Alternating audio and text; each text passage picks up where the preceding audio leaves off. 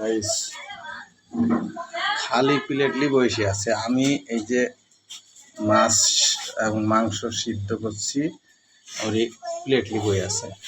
নবাব নিজে প্লেট নিবে খালি প্লেট নিবে রয়েছে।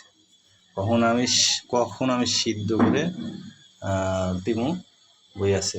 ওই দেন আর একটা জেরিন ও ঘুরে আছে। ও যাহানি আমি রেডি করতে লাগবো তখন আর এ প্লেট ছাড়বে না, কারণ ওকে যা দিমু ও তাই খায়। নবাব যা পায় তাই খায়। এর হতে এখনো অনেক দেরি, অথচ নবাব থালি বসেছে।